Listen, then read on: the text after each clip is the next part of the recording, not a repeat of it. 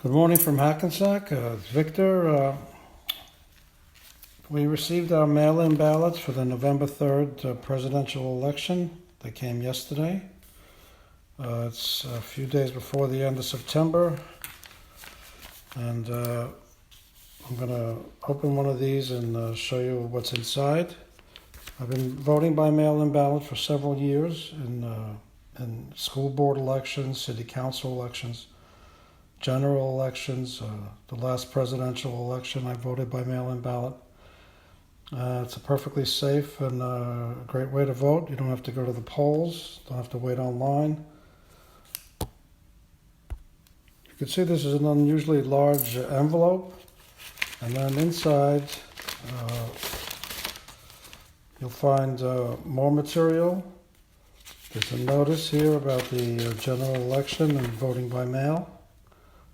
According to an executive order signed by the governor of New Jersey. Then there's the ballot here.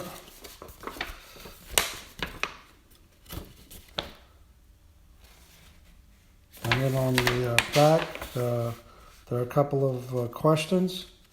One is to legalize marijuana, the sale of marijuana in New Jersey.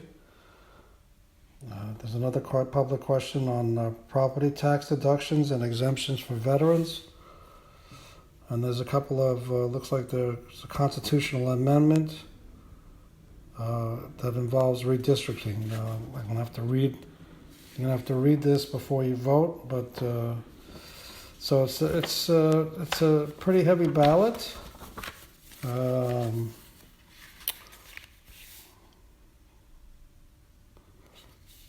I think to save our democracy, this is the only way to vote. In any case, then there's a brochure here, vote by mail instructions.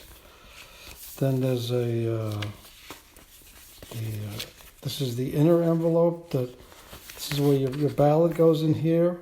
You certify your name, and if anybody helped you, you put your name. You put their name here, and then this goes into the. This envelope that's provided. This is a postage paid envelope. In the past, you had to put postage on, and it was a guessing game because this could be an ounce or a little bit more with the ballot in there.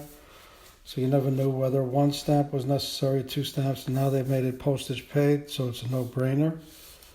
And in New Jersey, there's three ways to vote this ballot. You either send it in to the Board of Elections, or you could take it to a drop box. I live in Hackensack, so there's one at the administration building. And I understand there's going to be a member of each major political party there, as well as a sheriff's officer at the drop box.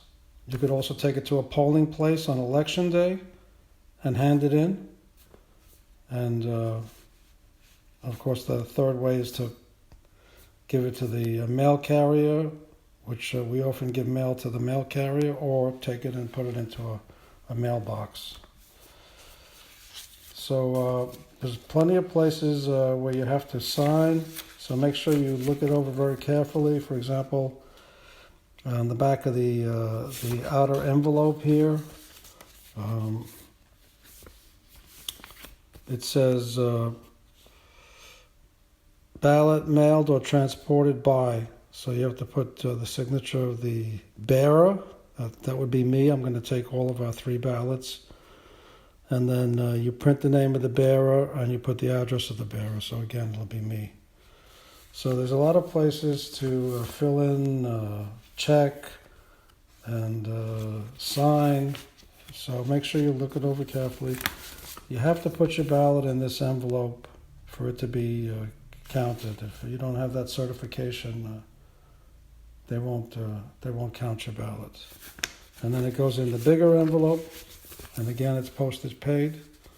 Good luck. This is the most important election in my lifetime, and probably yours too.